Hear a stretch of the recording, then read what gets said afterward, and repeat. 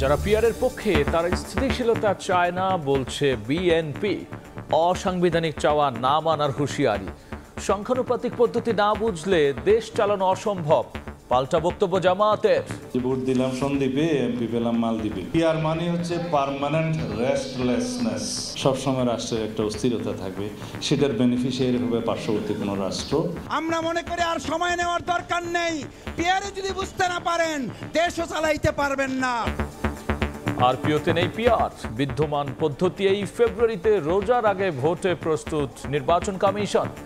আগামী বছর রমজানের আগে ফেব্রুয়ারি মাসে প্রথমার্ধে নির্বাচন করার জন্য যা যা প্রস্তুতি নেওয়া দরকার আমরা জোরে জোরে নিচ্ছি। পিয়ারটা তো আর পিওতে তো নাই, আইন না বদলাইলে তো পারি না আমি। দেখছিলেন প্রধান শিরোনাম। রাতের সময় সঙ্গে আছি আমি গোলাম রাব্বি। এবার অন্যান্য শীর্ষ সংবাদ। আগামীর বাংলাদেশ চালাবে রাজনীতিবিদরাই। মার্কিন ব্যবসায়ীদের বিনিয়োগের আহ্বান প্রধান উপদেষ্টা। স্বৈরাচারের উত্থান ঠেকাতে দ্রুত জুলাই সনদ সইয়ের আশা। ছাত্র জনতাকে জঙ্গি ট্যাগ দিয়ে ইনুর বিরুদ্ধে উস্কানিমূলক বক্তব্যের অভিযোগ। কুষ্টিয়ায় ৭ জন হত্যায় জাসদ সভাপতির বিরুদ্ধে ৮ অভিযোগ আমলে নিলেন ট্রাইব্যুনাল। দেশ বিদেশে হাসিনা পরিবার ও 10 শিল্প গ্রুপের ৫৭,০০০ কোটি টাকা জব্দ। পাচার হওয়া অর্থ ফেরাতে যৌথভাবে কাজ করছে দুদক। জটিলতা দেখছেন মহাপরিচালক।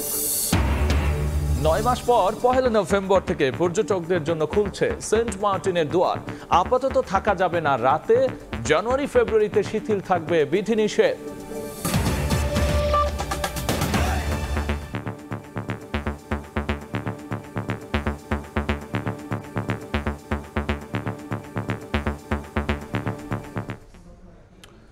যারা পিয়ার পদ্ধতিতে নির্বাচন চায় তারা দেশে স্থিতিশীলতা চায় না বলে মন্তব্য করেছেন বিএনপির স্থায়ী কমিটির সদস্য সালাউদ্দিন আহমেদ। বলেছেন পিয়ার হচ্ছে পার্লামেন্ট রেস্টলেসনেস, তাই শেখ হাসিনার মতো আরেকটি ফ্যাসিস্ট সরকার তৈরি হবে। অসাংবিধানিক চাওয়া না মানার হুঁশিয়ারিও দিয়েছেন সালাউদ্দিন। দলের আরেক নেতা ডক্টর এজেডএম জাহিদ হোসেন বলেছেন শীঘ্রই বিএনপির মনোনয়ন চূড়ান্ত করা হবে। কখনো আমি ঢাকা বিশ্ববিদ্যালয়ে আইন পড়তাম। সংখ্যানুপাতিক বা পিয়ার পদ্ধতিতে নির্বাচন নিয়ে ভিন্ন ভিন্ন মত রয়েছে রাজনৈতিক দলগুলোর মধ্যে। সংসদের নিম্নকক্ষে বা উচ্চকক্ষে কেউ বা উভয় পক্ষে, কেউ আবার চান প্রচলিত সংসদীয় পদ্ধতিতেই হোক আগামীর জাতীয় নির্বাচন। সারা পৃথিবীতে যেখানে পিয়ার পদ্ধতি, বরাবরের মতোই পিয়ার পদ্ধতিতে নির্বাচন না করতে মত দিয়েছে বিএনপি। দলটির স্থায়ী কমিটির সদস্য সালাউদ্দিন আহমেদ বলেন, যারা পিয়ার পদ্ধতিতে নির্বাচন চায় তারা দেশে স্থিতিশীলতা থাকুক তা চায় না। পিয়ার মানে হচ্ছে পার্মানেন্ট রেস্টলেসনেস। তো বাংলাদেশে এটা কারা চালু করতে চাচ্ছে, তাদের পিছনের উদ্দেশ্য কি? একটা উদ্দেশ্য তো অবশ্যই আছে, যাতে কিছু সিট বেশি পায়। আমাদের জনগণ জানতে চায় আমরা কাকে ভোট দিলাম। যে ভোট দিলাম সন্দ্বীপে, এমপি পেলাম মালদ্বীপে। আসলে এটা জনগণেরই বক্তব্য। এর আগে সকালে সংসদ ভবন এলাকার লেক রোডে ফার্মাসিস্ট অ্যাসোসিয়েশন অব বাংলাদেশের র্যালিতে অংশ নেন বিএনপির স্থায়ী কমিটির আরেক সদস্য ডাক্তার এজেডএম জাহিদ হোসেন। তিনি বলেন, আগামী কয়েক সপ্তাহের মধ্যে দেশে ফিরবেন তারেক রহমান।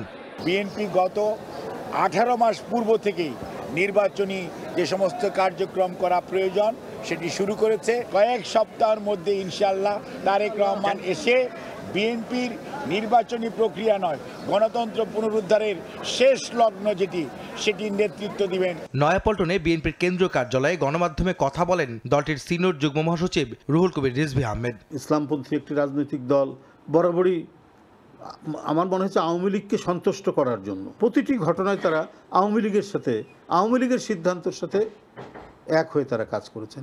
পতিত আওয়ামী সরকার প্রধানের গণহত্যার যে নির্দেশনা সামনে আসছে তাতেও ভারতের মদত ছিল বলে দাবি করেন রুহুল কবির রিজভী। অর্গানাইজেশনও আছেন। আহমেদ সালেহীন, সময় সংবাদ, ঢাকা। এদিকে জামায়াত ইসলামী নেতারা বলেছেন যারা পিয়ার বোঝে না তারা দেশও চালাতে পারবে না।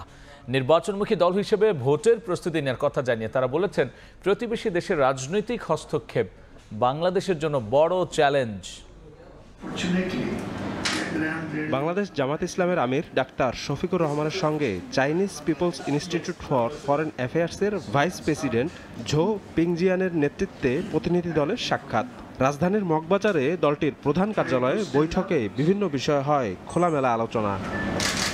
পরে সংবাদ সম্মেলনে জামায়াতের সেক্রেটারি জেনারেল জানান, নির্বাচনমুখী দল হিসেবে ভোটের প্রস্তুতি নিচ্ছে জামায়াত। বর্তমান চ্যালেঞ্জ নিয়ে চীনা প্রতিনিধি দলের প্রশ্নের জবাবে জামায়াত আমির জানিয়েছেন, প্রতিবেশী দেশের যে কোনো ধরনের হস্তক্ষেপ বাংলাদেশের জন্য বড় চ্যালেঞ্জ।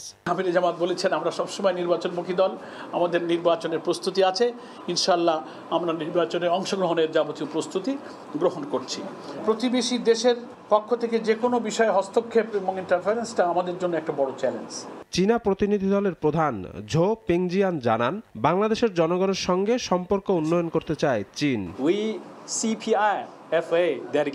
আমরা এখানে এসে সম্মানিত বোধ করছি। চীন এবং বাংলাদেশের মানুষের মধ্যে সম্পর্ক আরও জোরদারে আমরা কূটনৈতিক ও নীতিগত উদ্যোগ নিয়েছি। আমরা দুদেশের ভালো প্রতিবেশী। এদিন বিকেলে জাতীয় মসজিদ বাইতুল মোকাররম প্রাঙ্গণে এক সমাবেশে ঢাকা মহানগরী দক্ষিণ জামায়াতের সেক্রেটারি জেনারেল শফিকুল ইসলাম মাসুদ বলেন, যারা পিআর বুঝতে পারে না, জনগণ মনে করে তারা দেশও চালাতে পারবে না। আমরা মনে করি আর সময় নেওয়ার দরকার নেই। পিয়ারে যদি বুঝতে না পারেন, দেশও চালাইতে পারবেন না। সুতরাং যারা পিয়ার বুঝতে পারেন না, জনগণ মনে করে আপনারা দেশও চালাইতে পারবেন না। সমাবেশ শেষে কার্যক্রম নিষিদ্ধ আওয়ামী লীগের ঝটিকা মিছিল, ককটেল বিস্ফোরণ ও অপতৎপরতার প্রতিবাদে মিছিল করে নগরের গুরুত্বপূর্ণ সড়ক প্রদক্ষিণ করেন সংগঠনটির নেতাকর্মীরা। শফিক মুন্সি, সময় সংবাদ, ঢাকা। এসব বিষয় নিয়ে বিস্তারিত আলোচনার জন্য স্টুডিওতে যুক্ত হয়েছেন সহকর্মী শফিক মুন্সি। সরাসরি যাচ্ছি তার কাছে। শফিক, আমরা দেখলাম দুইটা রিপোর্টে বড় দলগুলো কিন্তু এখন পিআর সহ অন্যান্য নানা বিষয় নিয়ে কথা বলছেন। যদি একটু আলোচনা নিয়ে আসি যে পিআর সহ অন্যান্য কোন কোন বিষয় আসলে এই দলগুলো আসলে এখনো মতানৈক্যে পৌঁছাতে পারেনি বা বিভেদ রয়েছে।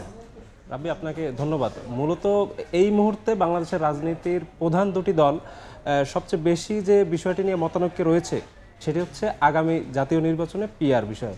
বিএনপি এই পিআরের একদম বিরুদ্ধে অবস্থান নিয়েছে, কিন্তু একদম উল্টো অবস্থানে আছে জামাত। তারা কিন্তু দুই কক্ষেই, সংসদের দুই কক্ষেই কিন্তু তারা পিআর নির্বাচন চায়। আমরা যদি বিষয়টি একটু দেখি, যারা পিআর পদ্ধতিতে নির্বাচন চায় তারা দেশে স্থিতিশীলতা চায় না বলে কিন্তু মন্তব্য করেছেন বিএনপির শীর্ষ নেতা সালাউদ্দিন আহমেদ। তিনি এই বিষয়টি যেভাবে বলেছেন যে পিআর হলে পরবর্তীতে দেশটা একটা অস্থিতিশীল পরিস্থিতির শিকার হবে। অন্যদিকে কিন্তু আজ বিকেলে বাইতুল মোকাররম প্রাঙ্গণে বাংলাদেশ জামাত ইসলামের আয়োজিত একটি সমাবেশে জামাতের ঢাকা মহানগর দক্ষিণ শাখার সেক্রেটারি জেনারেল তিনি স্পষ্ট বার্তা যেটি দিয়েছেন, তিনি বলেছেন যে যারা পিআর বুঝতে পারে না, জনগণ মনে করে তারা দেশও চালাতে পারবে না। সেই ক্ষেত্রে এই দুই দলের মধ্যে যে অবস্থান, নির্বাচনের ট্রেন আসলে কোন দিকে যাচ্ছে, তারা কি ভাবছে নির্বাচনে অংশ নেওয়া নিয়ে, যে এই পদ্ধতি না হলে কে কি বলছেন আসলে? নির্বাচনী পদ্ধতি নিয়ে দুটি দলের মতানৈক্য থাকলেও নির্বাচনের প্রস্তুতি নিয়ে কিন্তু তারা বেশ জোরে সোরেই এগোচ্ছে। আমরা যে বিষয়টি দেখতে চাই যে দুটি দলে কিন্তু নির্বাচনী প্রস্তুতির ব্যাপারে তাদের নিজেদের অবস্থান শতভাগ স্পষ্ট করেছে আজ। বিশেষ করে আজ চীনা প্রতিনিধি দলের তাদের একটি অংশ তারা আজ মগবাজারস্থ বাংলাদেশ জামাত ইসলামের কেন্দ্রীয় কার্যালয়ে দলটির আমিরের সাথে সাক্ষাৎ করে এবং তখন কিন্তু আগামী নির্বাচন সম্পর্কে অনেক বিষয় জানতে চায়। সেখানে কিন্তু জামাতের আমির ডাক্তার শফিকুর রহমান চীনা প্রতিনিধি দলকে আশ্বস্ত করেছে এভাবে যে নির্বাচনমুখী দল হিসেবে ভোটের সকল প্রস্তুতি কিন্তু জামাত নিচ্ছে ইতিমধ্যে। অন্যদিকে আজ সকালে বিএনপির আরেকজন শীর্ষ নেতা ডাক্তার এজেড জাহিদ তিনি একটি বিষয় স্পষ্ট করেছেন যে বিগত 18 মাস থেকেই কিন্তু নির্বাচনী কার্যক্রম করে যাচ্ছে বিএনপি এবং সামনে কিন্তু তাদের মনোনয়নের বিষয়টিও সামনে আসবে। তারপর একই সাথে তাদের নেতা ভাইস চেয়ারম্যান তারেক রহমান কবে আসবেন সেটি নিয়েও তিনি কথা বলছেন। জি, তিনি বলেছেন যে আগামী কয়েক সপ্তাহের মধ্যেই কিন্তু তারেক রহমান দেশে আসবেন এবং তিনি একই সাথে নির্বাচন এবং গণতন্ত্র পুনরুদ্ধারের যে সর্বশেষ লড়াই সেই লড়াইয়ে নেতৃত্ব দিবেন। যে তাদের মধ্যে অনেকেই হচ্ছে নির্বাচনের টিকিট পেয়েছেন সেটির সংখ্যাও তিনি কয়েকদিন ধরে বলছেন যে তাদের নেতা আসার পরেই আসলে সেই বিষয়ে তারা আসলে সিদ্ধান্ত নেবেন। আমরা যদি ওই আলোচনায় যাই, দুই দলেই কিন্তু আলোচনায় নিয়ে আসছে যে পার্শ্ববর্তী দেশের একটি হস্তক্ষেপ থাকতে পারে। কোন বিষয়ে তারা আসলে এই চ্যালেঞ্জটা নিয়ে এগোচ্ছেন বা কোন বিষয়টাকে চ্যালেঞ্জ হিসেবে দেখছেন? আমরা যে বিষয়টি দেখেছি যে বিএনপি এবং জামাতের ভিতরে অনেকগুলো বিষয়ে মতানৈক্য থাকলেও একটি বিষয়ে কিন্তু তারা ঐক্যবদ্ধভাবেই অবস্থান ব্যক্ত করেছে। তারা বিশেষ করে পার্শ্ববর্তী একটি দেশ নিয়ে তারা উদ্বেগের কথা জানিয়েছেন। বিশেষ করে বিএনপির শীর্ষ নেতা সালাউদ্দিন আহমেদ তিনি যে বিষয়টি বলেছেন যে পিআর পদ্ধতিতে নির্বাচন হলে যে ভঙ্গুর একটি সংসদ হবে এবং তখন যে পরবর্তী অস্থিরতা তৈরি হবে সেটির সবচেয়ে বেশি সুবিধাভোগী হবে কিন্তু পার্শ্ববর্তী একটি রাষ্ট্র। তিনি কিন্তু এই বিষয়টি হুঁশিয়ারি দিয়েছেন এবং একই সাথে এই বিষয়টি একটা সাবধান বাণী হিসেবেও কিন্তু জাতির সামনে আজ তুলে ধরেছেন। অন্যদিকে আজ চীনা যে প্রতিনিধি দলটি বাংলাদেশ জামাত ইসলামের সাথে সাক্ষাৎ করেছে সে সময় চীনা প্রতিনিধি দলের পক্ষ থেকে বাংলাদেশ জামাত ইসলামের আমিরের কাছে জানতে চাওয়া হয়েছিল যে আগামী নির্বাচনে মূলত বাংলাদেশের জন্য চ্যালেঞ্জ কোনটি।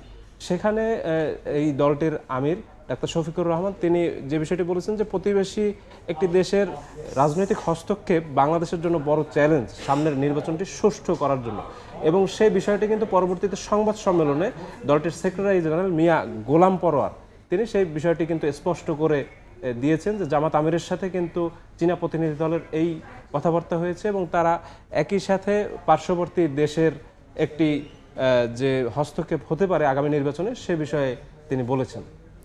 শফিক, আপনাকে অসংখ্য ধন্যবাদ আলোচনায় যুক্ত হওয়ার জন্য। সামনের জাতীয় নির্বাচন, বড় দুই দলের অবস্থান এবং পিআর পদ্ধতি নিয়ে আলোচনা এবং সাম্প্রতিক সময়ের বিস্তারিত বিষয় নিয়ে আলোচনার জন্য স্টুডিওতে যুক্ত হয়েছিলেন সহকর্মী শফিক মুন্সি। এদিকে আরপিওতে নেই পিআর, তাই বিদ্যমান পদ্ধতিতেই আগামী ফেব্রুয়ারিতে জাতীয় নির্বাচন হবে বলে জানিয়েছেন প্রধান নির্বাচন কমিশনার। সেভাবেই সর্বোচ্চ প্রস্তুতি নিচ্ছে কমিশন। সিইসি বলেছেন শাপলা প্রতীক কেন দেয়া হবে না ইসি তার ব্যাখ্যা দেবে না। জানান এনসিপি দেশদ্রোহী নয়, তাই তাদের হুঁশিয়ারিকে হুমকি মনে করছে না কমিশন। নির্বাচন কমিশনের রোডম্যাপ অনুযায়ী চলতি মাসেই দেওয়ার কথা প্রতীক সহ নতুন রাজনৈতিক দলের নিবন্ধন। এরই অংশ হিসেবে বুধবার ১১৫টি প্রতীকের গেজেট প্রকাশ করা হয়।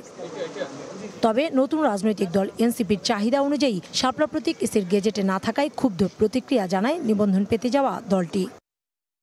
এ নিয়ে বৃহস্পতিবার কমিশন তাদের অবস্থান স্পষ্ট করেন। নিজ দপ্তরে সংবাদ সম্মেলনে সিএসি জানান প্রতীক নিয়ে এনসিপির হুঁশিয়ারিকে হুমকি মনে করছে না ইসি। এটা সবকিছু তো কারণ বের করতে না, it is a commission decision. রাজনীতিবিদরা অনেক কথা বলেন, এটা ওনাদের বলার অধিকার আছে। আমরা শ্রোতা হিসাবে অত্যন্ত উত্তম, আমরা শুনেই যাব এবং আমাদের কাজে আমরা যথারীতি আইন মোতাবেক করেই যাব। না আমরা না মুঠেও হুমকি মনে করি না, কারণ ওনারা তো দেশদ্রোহী না, আমরা দেশপ্রেমিক। তো বলেন কোনো অস্বচ্ছতা রেখে দলগুলোকে নিবন্ধন দিতে চায় না ইসি, তাই পুনরায় যাচাইয়ে সময় লাগছে। অস্বচ্ছ প্রক্রিয়া কিছু করছি না। যাদেরকে আমরা রেজিস্ট্রেশন দিব তারা সঠিকভাবে পাচ্ছে সেই জিনিসটা নিশ্চিত হতে চাই। এই জন্য কিছু অতিরিক্ত ইনফরমেশন আমাদের কালেক্ট করতে হচ্ছে, এই জন্য 2-1 দিন হয়তো সময় লাগবে। আমাদের নিজস্ব বিভিন্ন পদ্ধতি আছে, সেরকম আমার গোয়েন্দা সংস্থার উপর নির্ভর করে কোনো কাজ করছি না। সংসদীয় পদ্ধতিতেই আগামী ত্রয়োদশ জাতীয় সংসদ নির্বাচন হবে জানিয়ে সিএসি বলেন ফেব্রুয়ারিতে রমজানের আগে নির্বাচন করতে যা দরকার তার সর্বোচ্চ প্রস্তুতি নিচ্ছে কমিশন। আগামী বছর রমজানের আগে ফেব্রুয়ারি মাসে প্রথমার্ধে নির্বাচন করার জন্য যা প্রস্তুতি নেওয়া দরকার আমরা জোরে নিচ্ছি। পিআরটা তো আরপিওতে তো নাই, আইন না বদলাইলে তো পারি না আমি। সব দল ভোটের আগেই সমঝোতায় আসবে বলেও আশাবাদী সিএসি। আসন্ন ত্রয়োদশ জাতীয় সংসদ নির্বাচনের দিনক্ষণ এবং পদ্ধতি নিয়ে রাজনীতির মাঠ যখন উত্তাল, ঠিক তখনই প্রধান নির্বাচন কমিশনার জানিয়ে দিলেন ভোট হবে আগের পদ্ধতিতেই, আর ফেব্রুয়ারির শুরুতে এবং রমজানের আগেই ভোট নেওয়ার জন্য সর্বোচ্চ প্রস্তুত নির্বাচন কমিশন। কাউসারা চৌধুরী কুমু, সময় সংবাদ, ঢাকা। আইনগত বাধা না থাকলেও নির্বাচন কমিশন একটি পক্ষের চাপে এনসিপিকে শাপলা প্রতীক দিচ্ছে না বলে অভিযোগ করেছেন এনসিপির মুখ্য সংগঠক সার্জিস আলম। বিকেলে মৌলভীবাজারে দলটির বিভিন্ন ইউনিটের নেতাদের সঙ্গে মতবিনিময় সভায় একথা বলেছেন সার্জিস। বলেছেন মৌলিক সংস্কার ও ফ্যাসিস্টদের বিচারের আগে দেশে নির্বাচন আয়োজন জনগণের সঙ্গে প্রতারণা। আগামী নির্বাচনে উচ্চ কক্ষে পিআরের কথাও এ সময় জানিয়েছেন সার্জিস।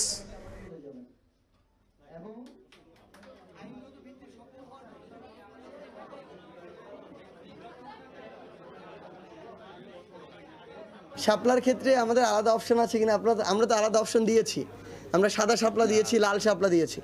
যদি একান্তই তাদের অনেক বেশি কষ্ট হয়ে যায়, কিন্তু এটা সবচেয়ে দুঃখের কথা। অভ্যুত্থান পরবর্তী বাংলাদেশে একটা স্বাধীন প্রতিষ্ঠান, কোনো আইনগত বাধা না থাকার পরও আমরা মনে করি অন্য কোনো চাপের কারণে তারা এটা দেওয়ার মতো সাহস করতে পারছে না। প্রভাবিত হয়ে ইনজাস্টিস হবে না। আমরা আশা করছি শাপলা প্রতীক সংযুক্ত করা হবে এবং আমরা সেটা মার্কা হিসেবে পাবো। রাজনীতিবিদরাই আগামীর বাংলাদেশ চালাবে, যুক্তরাষ্ট্রের বিনিয়োগকারীদের জানালেন প্রধান উপদেষ্টা doctor Mohammad Yunus.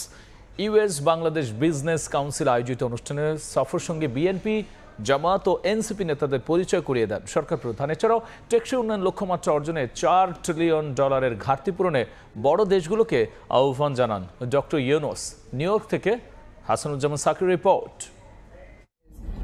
Advancing reform, resilience and growth শীর্ষক বৈঠকে প্রধান উপদেষ্টা doctor Mohammad Yunus. Bangladesh business council আয়োজিত এই বৈঠকে মার্কিন বিনিয়োগকারীদের সঙ্গে সফরসঙ্গী বিএনপি নেতা মির্জা ফখরুল ইসলাম আলমগীর ও হুমায়ুন কবির, জামাত নেতা সৈয়দ আব্দুল্লাহ মোহাম্মদ তাহের ও ডক্টর নাকিবুর রহমান এবং এনসিপির 2 নেতা আক্তার হোসেন ও ডাক্তার তাসনিম জারাকে পরিচয় করিয়ে দেন সরকার প্রধান।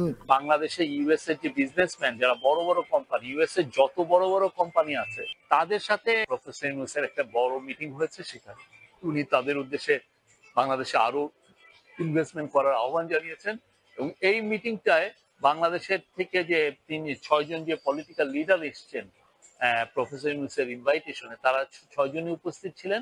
এর আগে জাতিসংঘ সাধারণ পরিষদে টেকসই উন্নয়ন নিয়ে প্রথম দ্বিবার্ষিক শীর্ষ সম্মেলনে যোগ দেন প্রধান উপদেষ্টা ডক্টর মোহাম্মদ ইউনূস। জলবায়ুর ক্ষতিকারক প্রভাব ও বিশ্বব্যাপী অর্থনৈতিক অস্থিরতার মধ্যেও বাংলাদেশ 13 লাখ রোহিঙ্গাকে আশ্রয় দিয়েছে উল্লেখ করে বিশ্ব নেতাদের পাশে থাকার আহ্বান জানান ডক্টর ইউনূস। পরে প্রাথমিক স্বাস্থ্যসেবা নিয়ে উচ্চ পর্যায়ের ওয়ার্কিং সেশনে অংশ নেন প্রধান উপদেষ্টা। সরকার প্রধানের সফর সঙ্গী জাতীয় নাগরিক পার্টি এনসিপি নেতা ডাক্তার তাসনিম জারা বাংলাদেশের স্বাস্থ্য খাত নিয়ে কথা বলেন। প্রতিটি বৈঠকেই দেশের চলমান সংস্কার, বিচার ও জাতীয় নির্বাচনের প্রস্তুতি নিয়ে কথা বলেন ডক্টর মোহাম্মদ ইউনূস। বাংলাদেশের সরকার প্রধান হিসেবে শুধু নয়, বিশ্ব নেতা হিসেবে জাতিসংঘের উচ্চ পর্যায়ের বৈঠকগুলোতে গুরুত্ব পাচ্ছেন ডক্টর মোহাম্মদ ইউনূস। এসব বৈঠকে প্রধান উপদেষ্টা বিশ্বব্যাপী যুদ্ধবিগ্রহ ও সংঘাত বন্ধ ও শান্তি প্রতিষ্ঠার আহ্বান জানিয়েছেন। সেই সঙ্গে বৈশ্বিক সংকট মোকাবেলা করে বাংলাদেশ যে এগিয়ে যাচ্ছে বিশ্ব দরবারে তা তুলে ধরেছেন প্রধান উপদেষ্টা। হাসানুজ্জামান সাকি, সময় সংবাদ, জাতিসংঘ সদর দপ্তর, নিউ ইয়র্ক। যুক্তরাষ্ট্রে ভারতের কড়া সমালোচনা করেছেন প্রধান উপদেষ্টা ডক্টর মোহাম্মদ ইউনূস। ভারতীয় সংবাদ মাধ্যম এনডিটিভি জানিয়েছে, যুক্তরাষ্ট্রের দক্ষিণ ও মধ্য এশিয়া বিষয়ক বিশেষ দূত সার্জিও গোরের সঙ্গে বৈঠকে ভারত ইস্যুতে বিভিন্ন কথা বলেছেন প্রধান উপদেষ্টা। বলেছেন, গেল বছর বাংলাদেশের ছাত্র আন্দোলনকে পছন্দ করেনি ভারত। এ কারণে নয়াদিল্লির সঙ্গে ঢাকার সমস্যা রয়েছে। ভারতীয় মিডিয়াগুলো গণবিপ্লবকে ইসলামী আন্দোলন বলে প্রোপাগান্ডা ছড়িয়েছে বলেও মন্তব্য করেছেন তিনি। শেখ হাসিনার ভারতে আশ্রয় নেওয়ার বিষয়ে নিয়েও বৈঠকে ডক্টর ইউনূস আলোচনা করেছেন বলে জানান এনডিটিভি। এছাড়াও ভারতের কারণে সার্ক জোটকে পুনরুজ্জীবিত করা যাচ্ছে না বলে অভিযোগ করেছেন প্রধান উপদেষ্টা।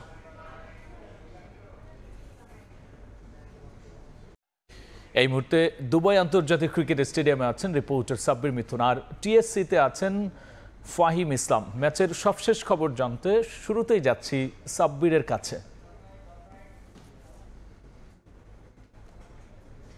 ধরনের শুরু হওয়ার কথা ছিল, বাংলাদেশ তার থেকেও ভালো শুরু করেছে। স্বপ্নের মতো একটা শুরু বোলারদের কল্যাণে বাংলাদেশ দল এই মুহূর্তে এই ম্যাচের নিয়ন্ত্রণ পুরোপুরিভাবে নিজেদের কাছে রেখেছে। প্রথম 4টা উইকেট, যার মধ্যে 3টা বোলার ডিফারেন্টভাবে নিয়েছে। শুরুটা করেছিলেন তাসকিন আহমেদ নিজের টি-20তে 100তম উইকেটের মাধ্যমে পাকিস্তানের লাইন আপে প্রথম ব্রেক থ্রু এনে দেন এবং লাস্ট ম্যাচের যে 50 করা ব্যাটার ফারহান, সেই ফারহানকে ফিরিয়ে বাংলাদেশকে চালকের আসরে এনে দেন। এরপরে শেখ মেহেদী এবং রিশাদের জোড়া আঘাত, সব মিলে বলা যায় দুবাইতে এই মুহূর্তে বাংলাদেশ নিয়ন্ত্রণে রয়েছে। তবে শেষ দিকে অর্থাৎ ম্যাচের বোলিং ইনিংসের বাকি যে অর্ধেক রয়েছে, সেই অর্ধেকে পাকিস্তান দলকে কতটুকু কম রানের ভিতরে আটকে রাখা যায় ততটুকুই আসলে সম্ভাবনা বাড়বে বাংলাদেশ দলের ফাইনালে ওঠার। এবং এই সম্ভাবনা আসলে বোলাররা চাইবেন জিয়ে রাখতে। বাংলাদেশ দলে বোলিং অপশন কিন্তু অনেকগুলো রয়েছে। শামীম পাটোয়ারি, সাইফ হাসানকে নিয়ে 7টা বোলিং অপশন বাংলাদেশ দলের, অর্থাৎ ক্যাপ্টেন কিন্তু চাইলে সেই বোলিং চেঞ্জেসগুলো আনার মাধ্যমে পাকিস্তান দলকে বিভ্রান্ত করতে পারে। জাকের আলী সেই দায়িত্বটা এখন পর্যন্ত ঠিকঠাকভাবে করেছে এবং জাকের আলী জানেন তাদের দলে ব্যাটিং ইনিংসে লিটন কুমার দাস না থাকার কারণে তাদের কিন্তু একটা বাড়তি চাপ থাকবে। সেই চাপটা এড়াতে হলে বোলারদের মাধ্যমে পাকিস্তানকে যত কম রানে আটকে রাখা যাবে তত বেশি ভালো হবে বাংলাদেশ দলের জন্য এবং বাংলাদেশ সেই কাজটা করে দেখাতে পারলে ভারতের বিপক্ষে যে ফাইনাল রয়েছে 28 সেপ্টেম্বরে, সেই 28 সেপ্টেম্বর ফাইনালে দেখা যাবে। এবং এই মুহূর্তে দুবাই স্টেডিয়ামে সম্পূর্ণভাবে কিন্তু একদম বাংলাদেশ সমর্থকদের দখলে। এবং এই যদি দুবাইয়ের অবস্থা হয়, আমি এখন জানতে চাচ্ছি আসলে ঢাকা বিশ্ববিদ্যালয়ের অবস্থা কি। সেখানে বড় পর্দায় খেলা দেখছেন, সেখানে রয়েছেন আমার সহকর্মী ফাহিমের কাছ থেকে জেনে নেব ঢাকার দর্শকদের অবস্থা। জানাচ্ছিলেন ম্যাচের খবর। আমি যদি আসলে বাংলাদেশ সমর্থকদের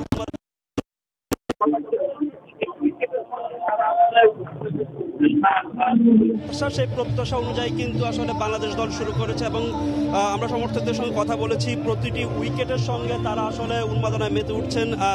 সমর্থকরা চেয়েছিলেন আসলে যে বাংলাদেশ দল আজকে পাকিস্তানের বিপক্ষে ভালো করে আসলে ফাইনালে যাক, সেই শুরুটাই কিন্তু জাকের আলী অনেকের দল করেছেন। এবং কি এখন পর্যন্ত আসলে যদি ম্যাচের কথা বলতে চাই, যদি বাংলাদেশ আপার হ্যান্ডে আছে এবং কি আমরা সমর্থকদের সঙ্গে কথা বলেছি এবং সমর্থকরা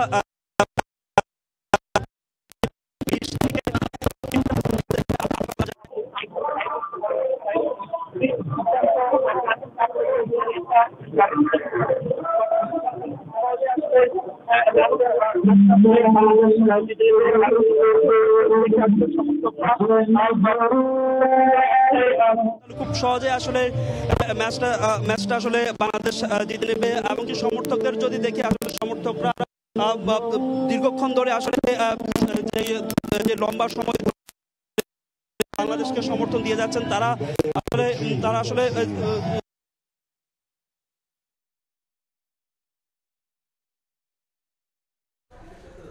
বাংলাদেশ পাকিস্তান ম্যাচে দর্শকদের উন্মাদনার খবরের সবশেষ নিয়ে আমরা সরাসরি ছিলাম ঢাকা বিশ্ববিদ্যালয়ের টিএসসিতে এবং এর আগে ছিলাম দুবাইতে।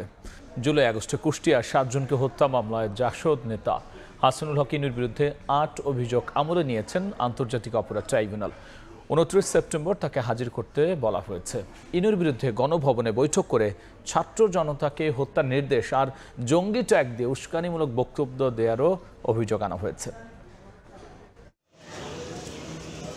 জুলাই আন্দোলন চলাকালে একাধিকবার শেখ হাসিনার সঙ্গে টেলিফোনে কথা বলেছেন জাসদ নেতা হাসানুল হক ইনু। গণভবনে হওয়া বৈঠকেও আন্দোলন দমনে নানা পরামর্শ দিয়েছেন তিনি। মেসেজটা দিয়ে দিতে পারেন, আচ্ছা, যে ছত্রিশরা পাঠানো হচ্ছে, হ্যাঁ, হেলিকপ্টার দিয়ে সোজা বম্বিং করা হবে। শেখ হাসিনার সঙ্গে কথোপকথনে ছাত্র জনতার আন্দোলন কুষ্টিয়ায় কিভাবে দমন করা হয়েছে তা তুলে ধরে সে অনুযায়ী পদক্ষেপ নেয়ারও পরামর্শ উঠে এসেছে কল রেকর্ডে। বৃহস্পতিবার সকালে জাসদ নেতা হাসানুল হক ইনুর বিরুদ্ধে মানবতাবিরোধী অপরাধের মামলায় 8টি অভিযোগ দাখিল করে প্রসিকিউশন। বলা হয়, গণভবনে বৈঠক করে আন্দোলন দমনে আইন শৃঙ্খলা বাহিনীকে সরাসরি গুলির পরামর্শ, ছাত্র জনতাকে জঙ্গি ট্যাগ দিয়ে গণমাধ্যমে উস্কানিমূলক বক্তব্য দিয়েছিল জাসদ নেতা হাসানুল হক ইনু। স্থানীয় এসপি এবং তার দলীয় ক্যাডার বাহিনীকে বিভিন্ন ধরনের নির্দেশনা দিতেন। শেখ হাসিনাকে সরকারের আইন শৃঙ্খলা বাহিনী, যুবলীগ, ছাত্রলীগ সহ বিভিন্ন সশস্ত্র ক্যাডারদেরকে বিভিন্ন ধরনের অপরাধ সংগঠনে উস্কানি দিয়েছিলেন। ইনুর সঙ্গে শেখ হাসিনার 3টি ফোনালাপ এদিন ট্রাইব্যুনাল 2-এ শোনানো হয়। পরে ইনুর বিরুদ্ধে আনুষ্ঠানিক অভিযোগ আমলে নেয় বিশেষ আদালত। 29 সেপ্টেম্বর তাকে হাজির করার নির্দেশ দেওয়া হয়। শেখ হাসিনার ভাষায় রণক্ষেত্রের সহযোদ্ধা হাসানুল হক ইনুর বিরুদ্ধে 8টি চার্জের অভিযোগ আমলে নিয়েছেন। এদিন ট্রাইব্যুনাল 1-এ চাংখারপুলের 6 জনকে হত্যা মামলায় সাক্ষ্য দিয়েছেন একজন পুলিশ কনস্টেবল। ওই দিন কারা গুলির নির্দেশ দিয়েছিল, কারা গুলি করেছে জবানবন্দিতে তা বর্ণনা করেন প্রসিকিউশনের 17তম এই সাক্ষী। তিনি ট্রাইব্যুনালে সাক্ষ্য প্রদান করেছেন যে তাকে তার ঊর্ধ্বতন কর্তৃপক্ষ, এই মামলার আসামিরা ছাত্র জনতার উপরে গুলি করার নির্দেশ প্রদান করেছিলেন, কিন্তু তিনি গুলি করেননি। চাংখারপুলের এই হত্যা মামলায় সাক্ষ্য দেওয়ার কথা রয়েছে জুলাই আন্দোলনের অন্যতম সমন্বয়ক আসিফ মাহমুদ, সজীব ভুইয়ার। আফজাল হোসেন, সময় সংবাদ, ঢাকা। শেখ হাসিনা পরিবার সহ 10 শিল্প গ্রুপের দেশ বিদেশে 57,000 কোটি টাকা জব্দ করেছে বাংলাদেশ ব্যাংকের গোয়েন্দা শাখা BFIU। এর মধ্যে পাচার হওয়া 10,500 কোটি ফেরাতে কাজ করছে দুদক সহ অন্যান্য প্রতিষ্ঠান। তবে আওয়ামী শাসন আমলে পাচার হওয়া অর্থ ফেরানোর সময় সাপেক্ষ ও জটিল বলে মনে করেন দুদক মহাপরিচালক আক্তার হোসেন। গণঅভ্যুত্থানের পর বিগত সরকারের সময় ব্যাংক খাত দখল করে অর্থ লুটের অভিযোগে এস আলম গ্রুপের বিরুদ্ধে অনুসন্ধানের নামে দুদক বিএফআইইউ এর নথি বিশ্লেষণ করে দুদকের তথ্য বলছে 4 ব্যাংক থেকেই এস আলম গ্রুপ সহ সংশ্লিষ্ট প্রতিষ্ঠান 1,78,000 কোটি টাকা আত্মসাৎ করেছে। এসব লুটপাটের অভিযোগে একাধিক মামলাও হচ্ছে এস আলম সহ সংশ্লিষ্টদের বিরুদ্ধে, যার ধারাবাহিকতায় আসামি এস আলমের চেয়ারম্যান সাইফুল আলমকে দেশে ফিরিয়ে বিচারের মুখোমুখি করতে ইন্টারপোলে দ্বারস্থ হচ্ছে দুদক। বাংলাদেশি নাগরিক ছিলেন এবং রেড নোটিশ জারির জন্য আমাদের তদন্তকারী দল বিজ্ঞ আদালতে আবেদন করেছেন। এস আলম গ্রুপের মতো 10টি ব্যবসায়ী প্রতিষ্ঠানের বিরুদ্ধে দুদক, সিআইডি ও বিএফআইইউ এর সমন্বয়ে টাস্ক ফোর্সের মাধ্যমে তাদের সম্পদ পাচারের খোঁজ চলছে। সেই টাস্ক ফোর্সের তালিকায় আছে সাবেক প্রধানমন্ত্রী শেখ হাসিনা পরিবারও। বিএফআইইউ এর নথি বলছে শেখ হাসিনার পরিবার সহ 10টি শিল্প গ্রুপের 57,256 কোটি টাকা জব্দ করা হয়েছে। জব্দ করা সম্পদের মধ্যে 10,500 কোটি টাকা বিদেশে পাচার হয়েছে। দুদক বলছে বিদেশে পাচার হওয়া সম্পদ জব্দ ও ফিরিয়ে আনা কঠিন হলেও যৌথ প্রচেষ্টা চলছে। আমাদের দেশে ফিরিয়ে আনার স্টোলেন অ্যাসেট রিকভারির এই কার্যক্রমটা সম্পন্ন করতে হয়। এটা একটি দীর্ঘ আইনি প্রক্রিয়া, আমাদেরকে আরও অপেক্ষা করতে হবে। এদিকে ঋণের নামে 51 কোটি টাকা আত্মসাতের অভিযোগে অগ্রণী ব্যাংকের সাবেক এমডি সৈয়দ আব্দুল হামিদ সহ 11 জনের বিরুদ্ধে মামলা করেছে দুদক। তাসলিম তৌহিদ, সময় সংবাদ, ঢাকা। সড়ক নৌপথের পাশাপাশি আকাশপথেও দেদারসে পাচার হচ্ছে মাদক। আইনশৃঙ্খলা বাহিনীর চোখ ফাঁকি দিয়ে কখনো লাগেজের বিশেষ চেম্বারে, আবার কখনো পাকস্থলীতে আনা ইয়াবা ছড়িয়ে দেওয়া হচ্ছে সারা দেশে।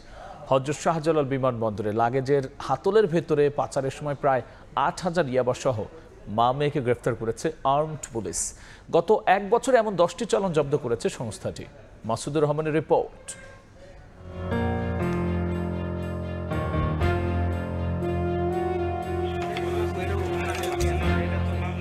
লাগেজের ভেতরে পলিথিনে মুড়িয়ে ঢোকানো হয়েছে ইয়াবা, এরপর স্ক্রু দিয়ে আটকানো হয়েছে হাতল। দুটি লাগেজের হাতল থেকে বেরিয়ে আসে থরে থরে সাজানো ইয়াবার প্যাকেট। গোপন সংবাদের ভিত্তিতে হযরত শাহজালাল আন্তর্জাতিক বিমানবন্দরের অভ্যন্তরীণ টার্মিনাল থেকে বুধবার 2 নারীকে আটকের পর তাদের লাগেজের হাতল থেকেই উদ্ধার হয় প্রায় 6,000 ইয়াবা। তবে তথ্য ছিল 6,000 পিস নয়, ইয়াবা আছে আরো বেশি। পরে নারী পুলিশ সদস্য দিয়ে তল্লাশি করে কাপড়ের ভেতরে সুকৌশলে লুকিয়ে রাখা আরো 2,000 পিস ইয়াবা উদ্ধার করা হয়। আটক রোজিনা ও ফাহমিদাকে জিজ্ঞাসাবাদে জানা যায় এরা সম্পর্কে মা ও মেয়ে। কক্সবাজার থেকে টাকার বিনিময়ে এভাবে ইয়াবা বহন করাই এদের পেশা। লাগেজ তল্লাশি করে কিছুই পাইনি, কিন্তু লাগেজের যে হাতল ছিল, স্টিলের হাতল, এর হাতলের ভিতরে বিশেষ কায়দায় বিল্ট ইন করে এটা সেট করা হয়েছে এবং উপরে আবার একটা স্ক্রু দিয়ে এমনভাবে ফিনিশিং দেওয়া হয়েছে যে দেখে বোঝার আসলে উপায় নেই। শুধু লাগেজ বা কাপড় ছাড়াও পাকস্থলীতে করেও ইয়াবা আনা হচ্ছে আকাশপথে। গত 17 সেপ্টেম্বর কক্সবাজার থেকে ফেরার পর রাজু মোল্লা নামের এক ব্যক্তিকে আটক করে এয়ারপোর্ট আর্ম পুলিশ। পরে তার সঙ্গে থাকা লাগেজে তল্লাশি করেও মিলছিল না ইয়াবা। পরে করা হয় এক্স-রে, পেটের ভেতর ডিম্বাকৃতির 20টি বস্তুর সন্ধান মেলে। পরে বায়ুপথে দিয়ে বের করা হয় 1,000 পিস ইয়াবা। সংস্থাটি বলছে গত 1 বছরে এমন 10টির বেশি অভিনব ইয়াবার চালান আটক করে 14 জনের কাছ থেকে প্রায় 1.5 লাখ পিস ইয়াবা উদ্ধার করা হয়েছে। মাদক কারবারিরা মিয়ানমারের মংরু থেকে সমুদ্রপথে ইয়াবা আনে কক্সবাজারের নাফ নদীতে। সেখান থেকে এই ইয়াবা যায় সীমান্তবর্তী উপজেলা উখিয়া ও টেকনাফে, এরপর কক্সবাজার বিমানবন্দর হয়ে ঢোকে ঢাকায়। মংরু থেকে সীমান্ত পথে সাগর পাড়ি দিয়ে বাংলাদেশে কিন্তু এটা প্রবেশ করে এবং বাংলাদেশে যে পরিমাণ এই ইয়াবা ম্যাথ অ্যাম্ফিটামিন যেটা প্রবেশ করে সেটার 80% কিন্তু আসে এই রোডটা ব্যবহার করে। বেশি পরিমাণে অল্প জায়গায় রাখা যায়, সুতরাং এটা ক্যারি করা খুবই সহজ এবং সেটাকে ডিটেক্ট করা আইনশৃঙ্খলা বাহিনীকে অনেক ব্যাক পেতে হয়, কিন্তু করা যায়। এপিবিএনের কাছে আটক হওয়া বেশিরভাগ ইয়াবাই দুটি বিমানবন্দরের স্ক্যানারে চেকিংয়ের পরেও ধরা পড়েনি। অপরাধ বিশ্লেষকরা বলছেন সঠিকভাবে স্ক্যান করা হয়নি বলেই মাদকগুলো বেরিয়ে এসেছে। মাদক পাচার বন্ধে যথাযথ স্ক্যানিং ও নজরদারি বৃদ্ধির বিকল্প নেই। এয়ারপোর্টগুলোতে যাত্রী যাওয়া এবং আসার সময় সর্বোচ্চ পর্যায়ের স্ক্রিনিং করার প্রশ্নে যারা জড়িত আছেন তাদের আরও জবাবদিহিতা এবং দায়িত্বশীল করার ভূমিকাগুলো গ্রহণ করা, পাশাপাশি প্রযুক্তি এবং যারা সেগুলোকে নিয়ন্ত্রণ করেন এই জায়গাতে যে ঘাটতিগুলো আছে সেটা মনেই হচ্ছে সেই ঘাটতিগুলো নিরসন করার প্রশ্নে যথাযথ ব্যবস্থা গ্রহণ করা। মাদক চোরাচালান বন্ধে অত্যাধুনিক স্ক্যানার মেশিন বসানোর পরামর্শ বিশ্লেষকদের। মাসুদুর রহমান, সময় সংবাদ, ঢাকা। 9 মাস বন্ধ থাকার পর আগামী 1 নভেম্বর থেকে পর্যটকদের জন্য খুলে দেওয়া হচ্ছে প্রবাল দ্বীপ সেন্ট মার্টিন। বিকেলে সচিবালয়ে বেসামরিক বিমান পরিবহন ও পর্যটন উপদেষ্টা শেখ বশির উদ্দিন একথা জানিয়েছেন। বাংলাদেশের একমাত্র প্রবাল দ্বীপ সেন্ট মার্টিনের পরিবেশ ও জীববৈচিত্র্য রক্ষায় গত 1 ফেব্রুয়ারি থেকে পর্যটকদের যাতায়াত বন্ধ রাখে অন্তর্বর্তী সরকার। এ নিয়ে নানা মহলে চলে আলোচনা সমালোচনা। অবশেষে পর্যটকদের জন্য সেন্ট মার্টিন খুলে দেওয়ার ঘোষণা দিলেন বেসামরিক বিমান পরিবহন ও পর্যটন উপদেষ্টা শেখ বশির উদ্দিন। বিশ্ব পর্যটন দিবস উদযাপন উপলক্ষে বৃহস্পতিবার সচিবালয়ে সংবাদ সম্মেলনে উপদেষ্টা বলেন, সেন্ট মার্টিন ভ্রমণ নিয়ন্ত্রণে একটি সফটওয়্যার তৈরি করা হয়েছে। নভেম্বর থেকে 4 মাসের জন্য সেন্ট মার্টিন খুলে দেওয়া হবে। তবে শুধু জানুয়ারি এবং ফেব্রুয়ারি মাসে সেখানে রাত যাপন করতে পারবেন পর্যটকরা। এটাকে রেগুলেট বা কন্ট্রোল করার জন্য আমরা একটা সফটওয়্যার তৈরি করেছি, যার সাথে পরিবহন ব্যবস্থাকে সংশ্লিষ্ট করে এটাকে নিয়ন্ত্রণ করা হবে। বাণিজ্যের উদ্দেশ্য কখনো আমার জীববৈচিত্র্য পরিবেশের ঊর্ধ্বে না। এদিকে বিমানবন্দরের 3rd টার্মিনাল খুলে দেওয়ার সার্বিক কার্যক্রম পর্যালোচনা হচ্ছে জানিয়ে উপদেষ্টা বলেন, বিদেশি নির্মাণ কোম্পানি এখনো হস্তান্তর না করায় এটি কবে খুলে দেওয়া সম্ভব হবে সেটি নিশ্চিত নয়। এটা যে শুধু আমাদের যাত্রী পরিবহনের সেবার উন্নতিকরণ তাও না, এখানে আমাদের একটা অর্থনৈতিক স্বার্থও জড়িত। যত দ্রুত করা যায়। দুঃখজনকভাবে আপনারা যে সুনির্দিষ্ট একটি তারিখ চাচ্ছেন আমাদের কাছে, এটা আমাদের কাছে এই মুহূর্তে উপস্থিত নাই। পর্যটন এবং টেকসই রূপান্তর এই প্রতিপাদ্য নিয়ে আগামী শনিবার দেশে বিশ্ব পর্যটন দিবস পালনের লক্ষ্যে নানা আয়োজনের কথাও তুলে ধরেন পর্যটন উপদেষ্টা। এটাকে সম্পৃক্ত করার জন্য। প্রসূন আশিস, সময় সংবাদ, ঢাকা। টাইফয়েড জ্বর প্রতিরোধে আগামী 12 অক্টোবর দেশব্যাপী বিনামূল্যে 9 মাস থেকে 15 বছর বয়সী শিশুকে টিকাদান কর্মসূচি পালন করবে সরকার। সকালে ঢাকা সিভিল সার্জন কার্যালয়ে এ বিষয়ে কর্মশালার আয়োজন করে গণযোগাযোগ অধিদপ্তর। জানানো হয়, 9 মাস থেকে 15 বছর বয়সী সব শিশুকে বিনামূল্যে টাইফয়েডের 1 ডোজ টিকা দেওয়া হবে। এই টিকা পেতে অনলাইনে রেজিস্ট্রেশন করতে হবে।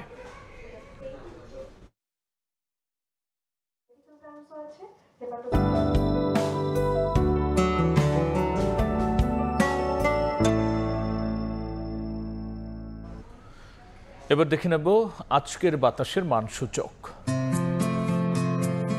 বায়ুমান বিষয়ক সংস্থা IQER এর সূচক অনুযায়ী বাংলাদেশে এখনকার বাতাসের মান: ঢাকা বিভাগের বায়ুর মান 69, যা সন্তোষজনক, বাতাসের আর্দ্রতা 69%। চট্টগ্রাম বিভাগে বায়ুর মান 57, এটিও সন্তোষজনক, বাতাসের আর্দ্রতা 86। রাজশাহী বিভাগে বায়ুমান 74, যা সন্তোষজনক, আর্দ্রতা 64। সিলেট বিভাগে বায়ুর মান 75, এটি সন্তোষজনক, বাতাসের আর্দ্রতা 69%। খুলনা বিভাগের বায়ুর মান 88, যা সন্তোষজনক, বাতাসের আর্দ্রতা 84।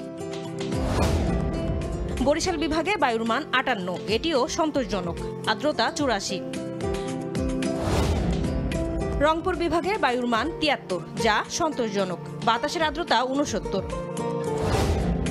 ময়মনসিংহ বিভাগের বায়ুর মান 67, এটিও সন্তোষজনক, বাতাসের আর্দ্রতা 69%। সারা দেশে বায়ুর মান সবচেয়ে ভালো চট্টগ্রামে 57 আর সবচেয়ে খারাপ খুলনায় 88। ডিজিটাল ব্যাংকিংয়ের যত অপরাধ তার 90% হয় প্রথম সারির মোবাইল ব্যাংকিংয়ের মাধ্যমে। এ কারণে দ্রুত বর্ধনশীল এই খাতকে নিরাপদ করার তাগিদ ব্যাংক সংশ্লিষ্টদের। মোবাইল ও ডিজিটাল নিরাপত্তা নিশ্চিত করলে দরিদ্রতা বিমোচন ও প্রান্তিকের ক্ষমতায়ন দ্রুত সম্ভব বলে মনে করেন ব্যবসায়ীরা।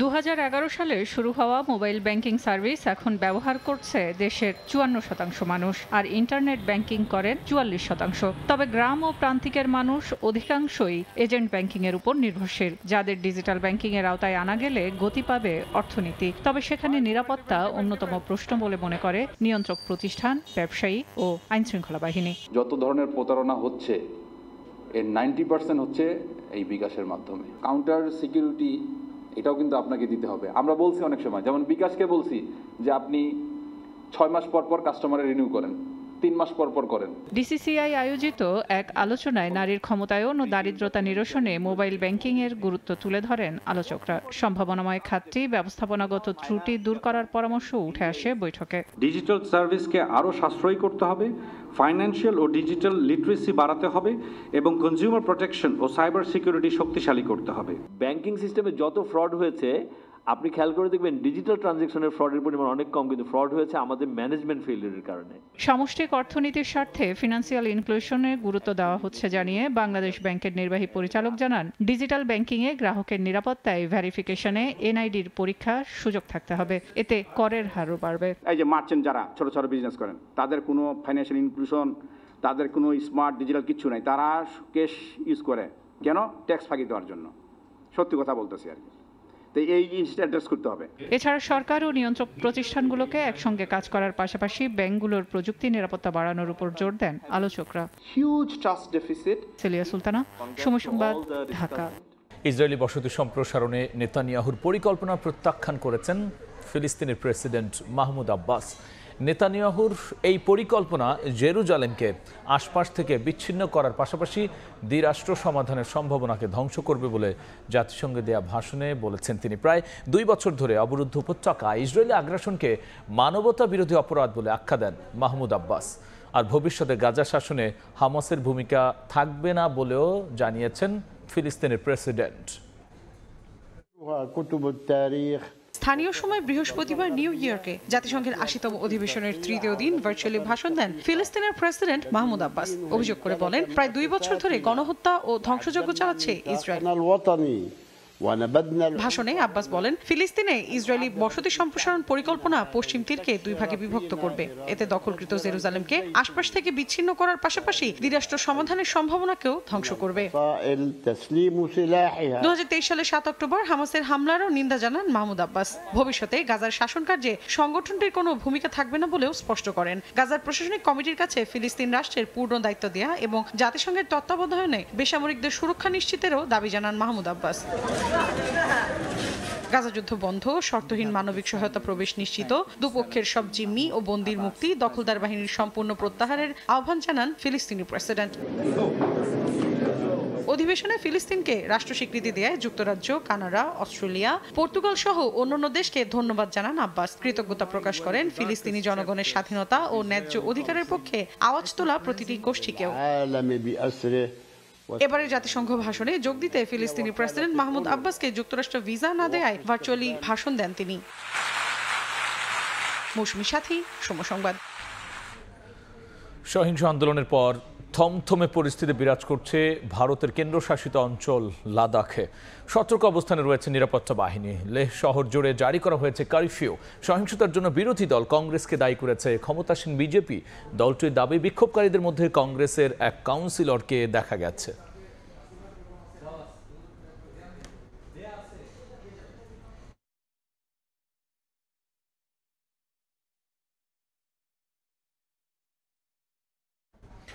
এ পর্যায়ে শীর্ষ সংবাদ জানিয়ে দিচ্ছি আরও একবার।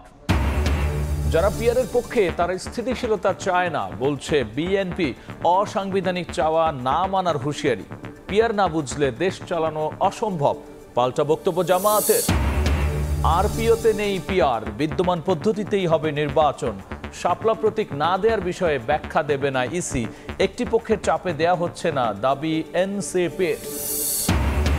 এবং আগামীর বাংলাদেশ চালাবে রাজনীতিবিদরাই। মার্কিন ব্যবসায়ীদের বিনিয়োগের আহ্বান প্রধান উপদেষ্টার। স্বৈরাচারের উত্থান ঠেকাতে দ্রুত জুলাই সনদ সইয়ের আশা।